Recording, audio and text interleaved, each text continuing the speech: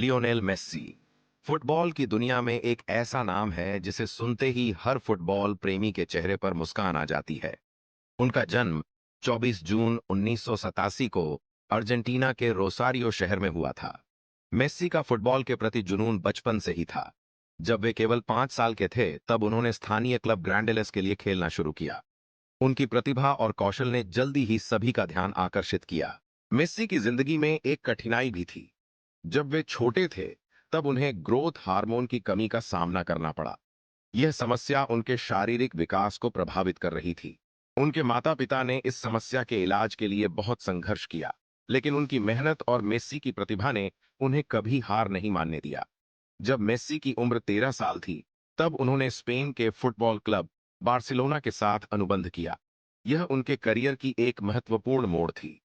Barcelona ने Messi के इलाज का खर्च उठाने का वादा किया और इस प्रकार मेस्सी स्पेन चले गए। बार्सिलोना में मेस्सी ने अपनी प्रतिभा को और भी निखारा। उन्होंने अपने पहले मैच में ही गोल करके सभी को अपनी क्षमता का एहसास कराया। धीरे धीरे वे क्लब के सबसे महत्वपूर्ण खिलाड़ियों में से एक बन गए। मेस्सी की खेल शैली अद्वितीय थी। उनकी गति, ड्रिबलिंग कौशल और गोल करने की क्षमता ने उन्हें फुटबॉल के सबसे महान खिलाड़ियों में से एक बना दिया।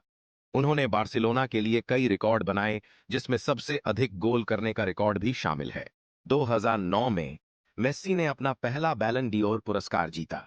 यह पुरस्कार दुनिया के सबसे अच्छे फुटबॉल खिलाड़ी को दिया जाता है। यह उनके करियर का एक महत्वपूर्ण क्षण था, लेकिन यह सिर्फ शुरुआत थी।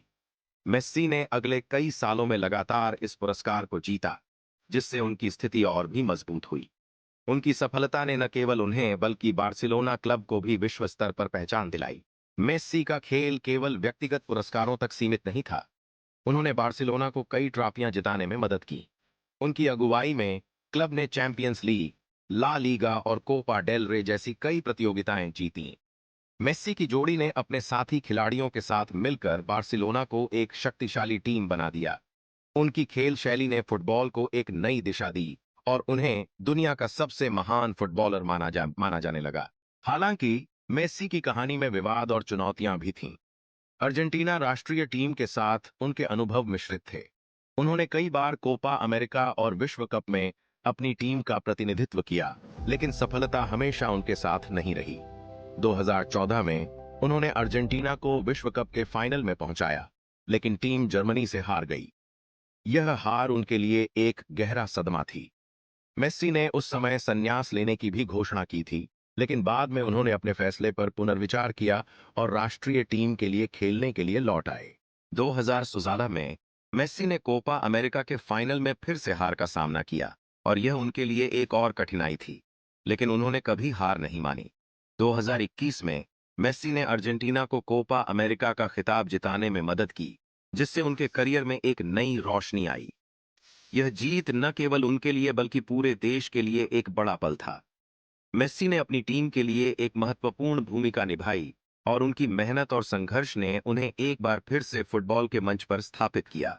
2021 में मेस्सी ने बार्सिलोना छोड़ने का निर्णय लिया और पेरिस सेंट जर्मेन पीएसजी में शामिल हो गए। यह कदम उनके लिए एक नई शुरुआत थी। बार्सिलोना में बिताए गए वर्षों के बाद मेस्सी ने एक नई चुनौती का सामना करने का फैसला किया।